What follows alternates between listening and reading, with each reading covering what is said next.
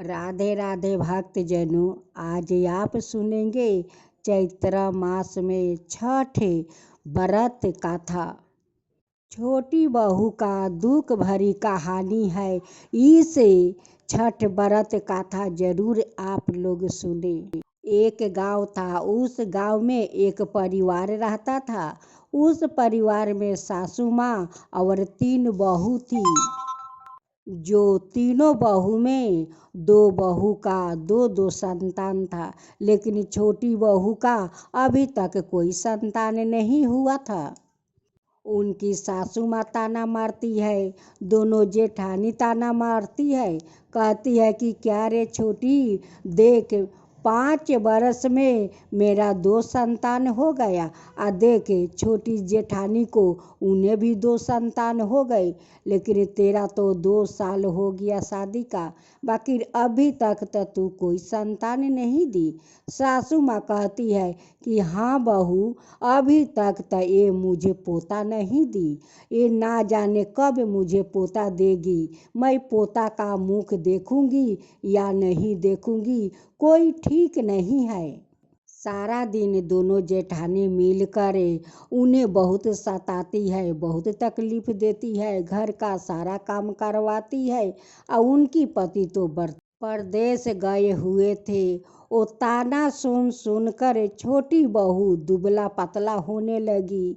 अब तो कहने लगी कि ये दोनों जेठानी तो सासू माँ का इतना कान भरती है, कहीं अपना देवर को वो दूसरा शादी ना करवा दे, सासू माँ अपना बेटा को दूसरा शादी ना करवा दे।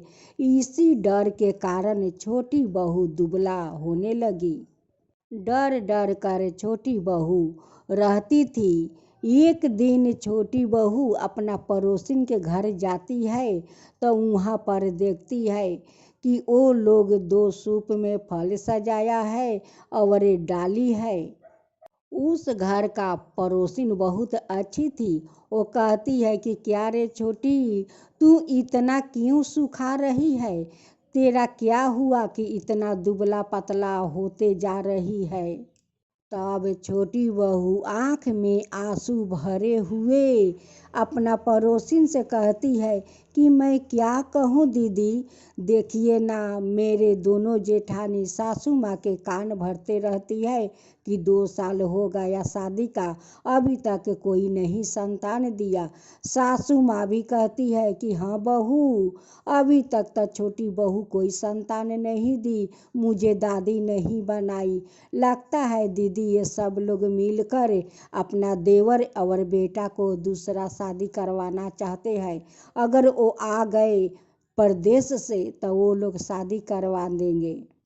इसी डर से दीदी मैं सुखा रही हूँ, मुझे डर डर से हमेशा लगा रहता है, मैं क्या करूँ आप बताइए।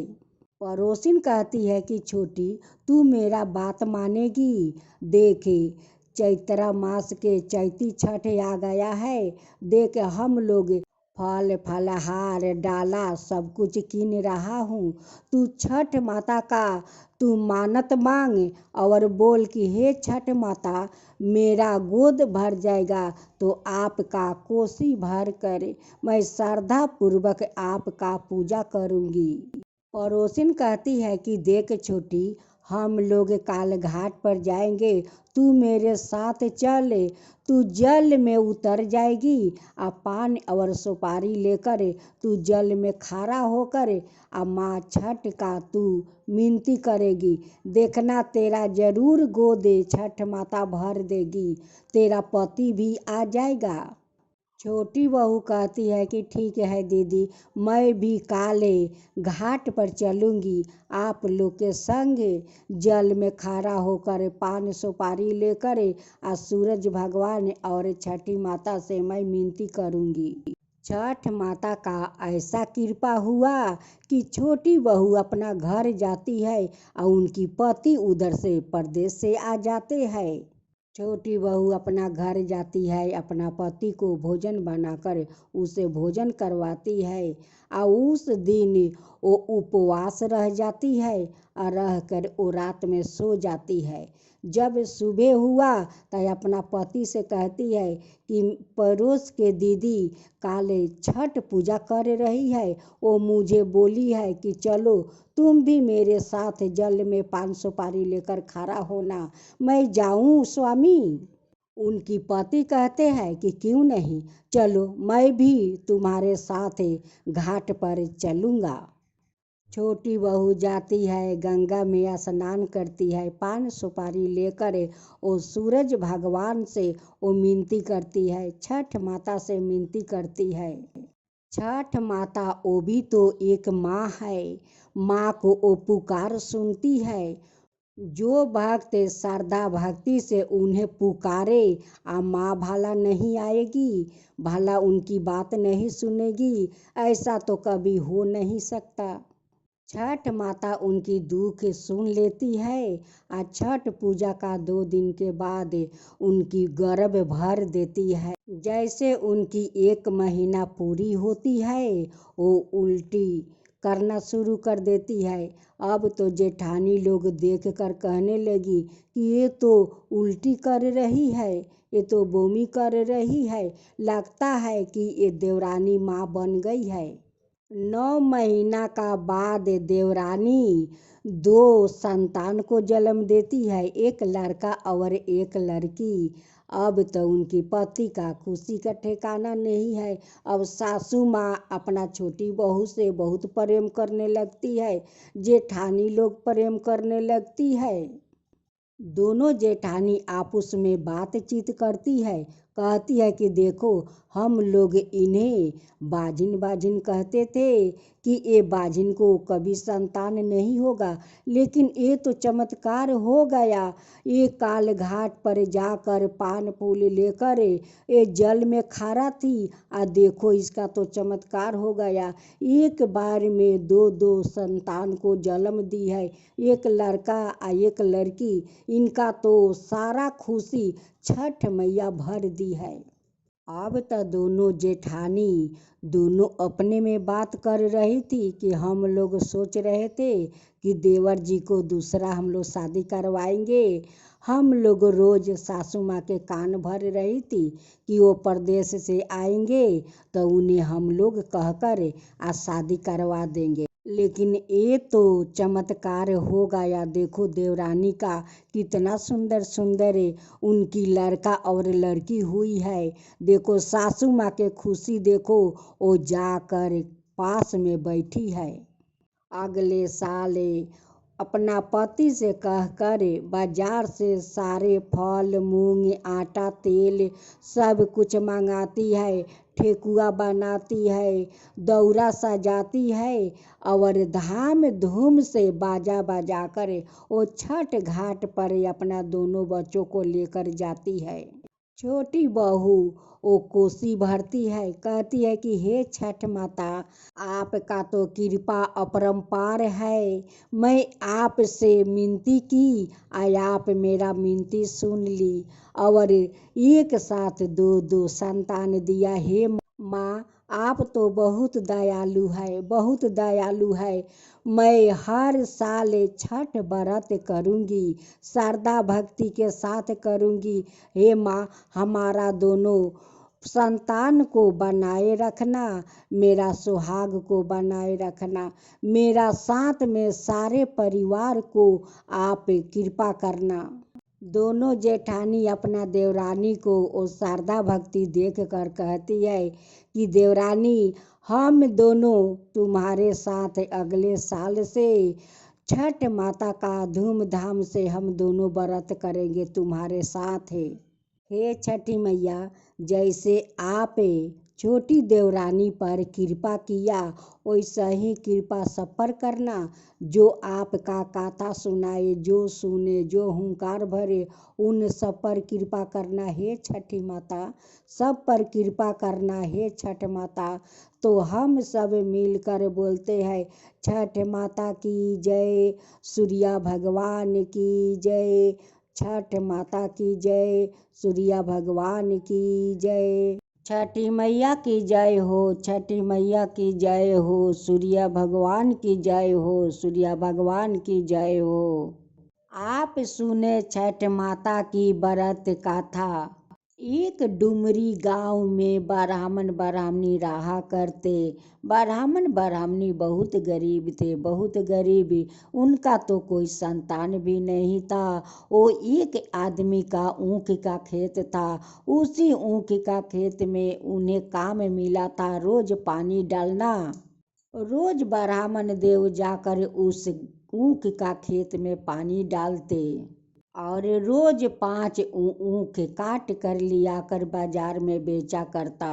जो पैसा मिलता उसी से अपना गुजारा करता। वो ब्राह्मण ब्राह्मणी तो धार्मिक भी थे। दिन ब्राह्मण देव गड्ढा के खेत में पानी डाल रहे थे। उस खेत से एक लड़की निकलती है और कहती है कि पिताजी आप मुझे अपना साथ घर ले चलिए। अब तो ब्राह्मण देव कहने लगे कि ये लड़की ऊख के खेत से निकलती है और मुझे कहती है कि घर ले चलिए। हम लोग का तो पेट नहीं भर रहा है, इन्हें कहाँ से खिलाऊंगी, कहाँ से इन्हें पेट भरूंगी। ब्राह्मण देव यही बात अपना मने मने सोच लेते, घर चले आते। वो चली जाती, लेकिन ब्राह्मण देव आकर घर अपना ब्राह्मणी से कभी नहीं बोलते कि एक लड़की ऊख के खेत से निकलती है और मुझे कहती है कि पिताजी आप मुझे अपना साथ घर ले चलिए। कभी ब्राह्मण ब्राह्मणी से नहीं बोले। एक दिन ब्राह्मणी अपना द्वार पर बैठी हुई थी। उसी लड़की ने आती है और कहती है कि माताजी आप मुझे अपना साथ घर में रख लीजिए। ब्राह्मणी कुछ नहीं बोली कि तुम्हें राखूं या नहीं राखूं, कुछ नहीं बोली। उठ कर ब्राह्मणी घर में चली जाती है। फिर दूसरा दिन आती है और कहती है कि माताजी अपना साथ अपना घर में मुझे रख लीजिए। फिर ब्राह्मणी कुछ नहीं बोली, उठ कर अपना घर में चली गई। जब ब्राह्मण देव ऊख के खेत में पानी डालने जाते थे, तब उसी ऊख के खेत से उसी लड़की निकलती है और ब्राह्मण देव से फिर कहती है कि पिताजी आप अपना साथ मुझे घर ले चलिए।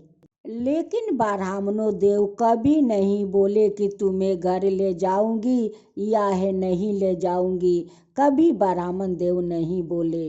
वो तो कोई मामूली लड़की थी नहीं, वो ही तो माँ छठी थी कि रोज उनकी घर आना चाहती थी। लेकिन ब्राह्मण देव और ब्राह्मणी अपना घर में नहीं ढुकने देते। ब्राह्मणी कभी अपना ब्राह्मण देव से नहीं बताई कि एक लड़की आती है अब मुझसे कहती है कि माताजी अपना साथ मुझे अपना घर में रख लीजिए। और नहीं ब्राह्मण देव बताते हैं कि जब ऊख का खेत में जाता हूँ पानी देने, तब इन ऊख के खेत से एक लड़की निकलती है और कहती है कि पिताजी अपना साथ मुझे अपना घर ले चलिए। कभी दोनों को में से किसी को कोई नहीं बताया। नहीं ब्राह्मणी ब्राह्मण को बताती और नहीं ब्राह्मण देव ब्राह्मणी को बताते। इसी चिंता के कारण दोनों सूख कर दुबला पतला होते जाते। ऐसे करते करते छठ पूजा आ गया। आज चौथ का दिन था। ब्राह्मणी और ब्राह्मण दोनों नहा धोआ कर दोनों भोजन बनाते हैं। चावल चना को दाल, लौका को सब्जी। दोनों ब्राह्मण ब्राह्मणी अपना थाल को पानी से अछड़ूंग कर दोनों भोजन करते हैं। ब्राह्मण देव ऊख का खेत में पानी पटाने चले गए। इधर ब्राह्मणी अपना द्वार पर बैठी हुई थी। फिर छठ माता बूढ़ी का रूप धारण करते हुए उस ब्राह्मणी के पास आती है। अब ब्राह्मणी से कहती है कि बहन आप इतना दुबला पतला क्यों होते जा रही हो, क्या बात है। ब्राह्मणी कहती है कि क्या बताऊं बहन। एक लड़की आती है और कहती है कि मुझे अपना साथ घर में रख लो। हम लोग तो गरीब हैं, अगर उस लड़की को रखेंगे तो क्या खिलाएंगे। हम लोग तो अपना जैसे तैसे गुजारा कर रहे हैं, और उस लड़की को रख कर मैं क्या करूँगी। बहरूपी छठ माता कहती है कि देखिए बहन, आप तो जानते हैं कि आप तो आज नहा धोआकर भोजन बनाई, भोजन खाई।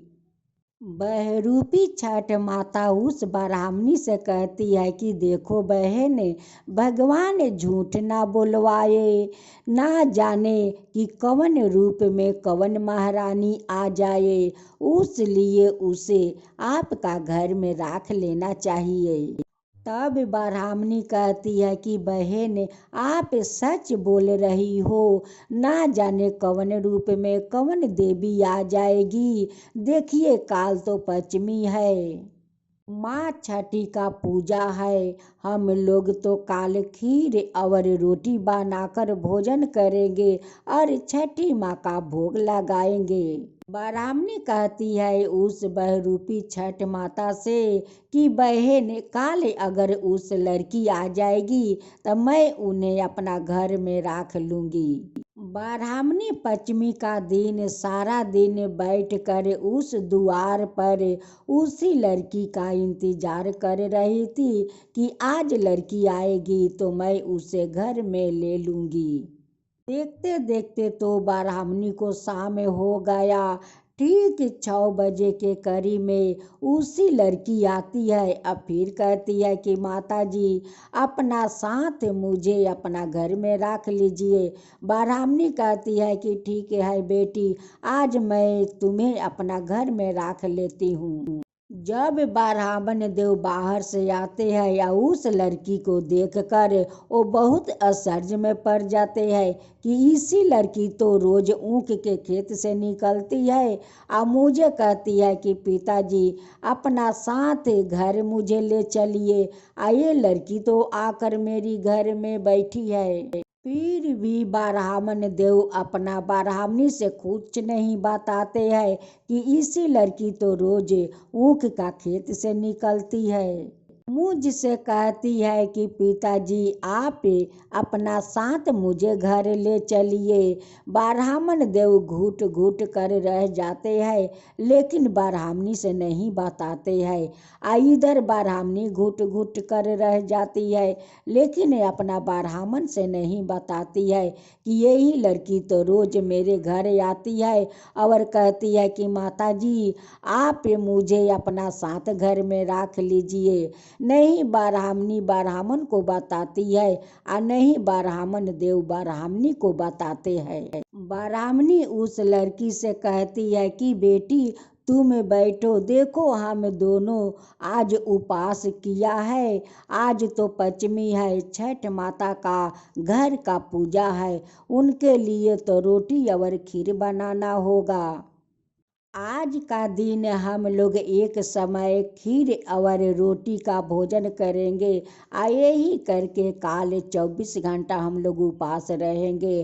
घाट पर जाएंगे, सूर्य भगवान को अर्घ देंगे, छठ माता का पूजा करेंगे। लेकिन ब्राह्मण और ब्राह्मणी को तो पता नहीं है कि उनके घर में तो खुद छठी माता साक्षात साक्षात आकर घर में बैठी हुई है। ब्राह्मणी रात को खीर और रोटी बनाती है, बनाकर 2 थाला में परोसती है और केले के पाता में नींछ निकाल कर राख देती है और राख कर छठ माता का हाथ जोड़कर गोर लगती है। गोर लाग कर तब दोनों ब्राह्मण ब्राह्मणी भोजन करते हैं। जब ब्राह्मण और ब्राह्मणी का भोजन समाप्त हो गया तो 1 थाला में ब्राह्मणी रोटी और खीर परोसती है और कहती है कि बेटी हम लोग का तो पूजा समाप्त हो गया, तुम भी भोजन कर लो। वो कहती है कि माता आप जब भोजन कर रही थी तभी तो मैं भी भोजन कर रहा था। मेरा तो भोजन हो गया माता, मैं तो भोजन कर ली। ब्राह्मणी और ब्राह्मण देव कहते हैं कि बेटी तुम कब भोजन कर ली, कहाँ से भोजन लाई कि तुम भोजन कर ली। बहरूपी छठी माता कहती है कि आपका घर से तो माता मैं भोजन। ब्राह्मण और ब्राह्मणी दोनों कहते हैं कि देख बेटी, मैं तो देखा नहीं कि तुम भोजन की, हम लोग तो पूजा कर रहे थे, लेकिन तुम्हें तो भोजन कहाँ से मिला। तुम बेटी झूठ बोल रही हो, तुम झूठ बोल रही हो। देखो बेटी, आज का दिन उपवास रहना ठीक बात नहीं है। आज तो छठी माता का पूजा है, छठ माता का प्रसाद सब लोग भोजन करते हैं। बेटी तुम भी जो तुम्हारा मन चाहे वो भी कर लो, लेकिन कर लो बेटी, हम दोनों का मन रखने के लिए कर लो बेटी। छठ माता कहती है कि ठीक है माता, आप दोनों इतना मिनती करते हो तो मुझे केला का पाता में खीर और रोटी दो। ब्राह्मणी कहती है कि क्यों बेटी, मेरे घर में तो बर्तन है, क्यों हम लोग गरीब हैं, उसलिए मेरा बर्तन में भोजन नहीं करोगी। छठ माता कहती है कि नहीं माता, ऐसी बात तो नहीं है, मुझे तो केरा का पाता में भोजन करना बहुत अच्छा लगता है। ब्राह्मणी केरा का पाता में भोजन देती है, माँ छठी भोजन कर लेती है और कहती है कि माता अब तो मुझे बहुत जोर का नींद आ रहे हैं।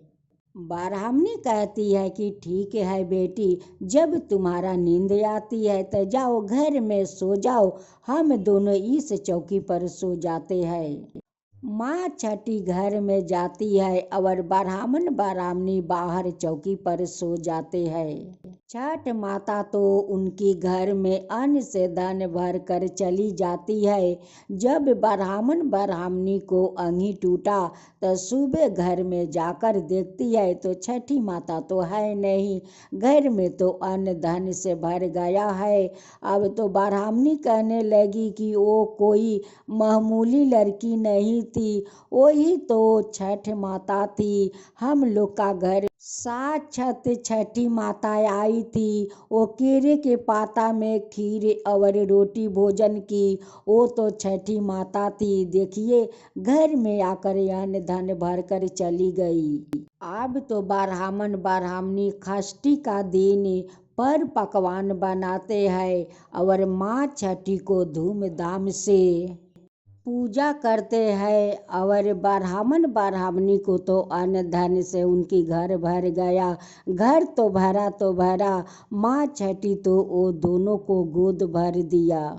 ब्राह्मण ब्राह्मणी सप्तमी का दिन हाथ जोड़कर छठी माता से विनती करते हैं कि हे छठ माता, अन्न धन दिया, अब मेरे पत्नी का कोख भर दिया, वैसे सबका भर दीजिए हे छठ माता, सबका भर दीजिए।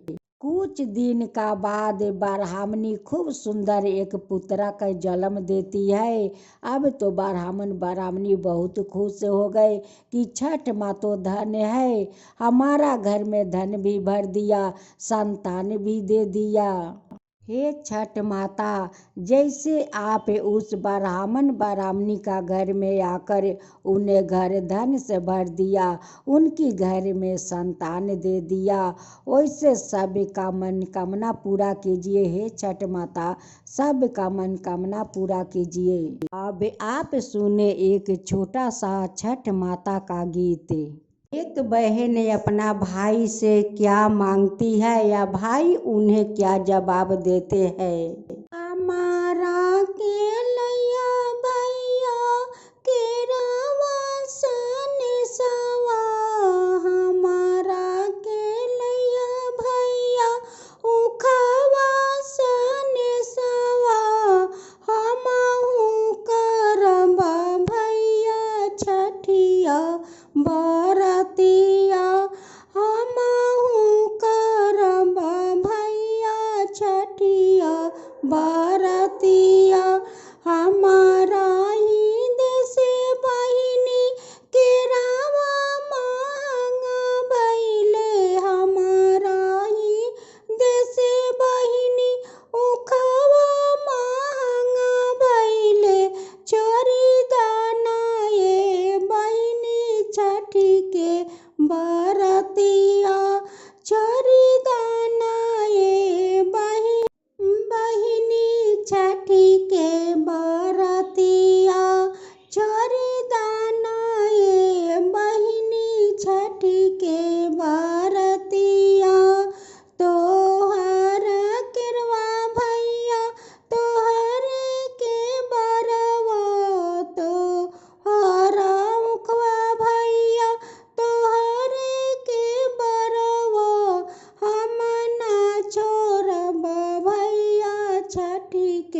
बरतिया हम ना छोड़ब भैया छठी के बरतिया।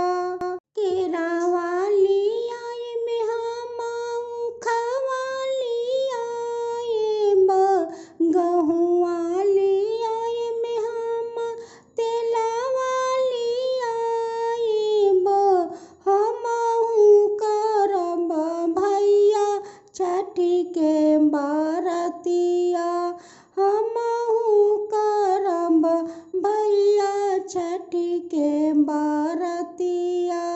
भैया हमर जाला न मगर मनेरवा, भैया हमर जाला न मगर मनेरवा, हमारा के लैया भैया सब फलवा संदेशवा, हमारा के लैया भैया सब फलवा संदेशवा, हमहू करब भैया छठी के बरतिया, हमहू करब भैया छठी के बरतिया।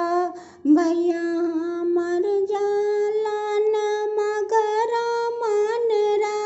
मनेरवा, हमारा के लैया भैया सब फलवा संदेशवा, हमारा हिंद से बहिनी सब फलवा महंग भइले, हमारा हिंद से बहिनी सब फलवा महंग भइले, छोड़ी दाना ये बहिनी छठी के बरतिया, छोड़ी दाना ये बहिनी छठी के बरतिया। तोहर सब फलवा भैया तोहर के बरवा, हम ना छोड़ब भैया छठिया बरतिया, हम ना छोड़ब भैया छठिया बरतिया।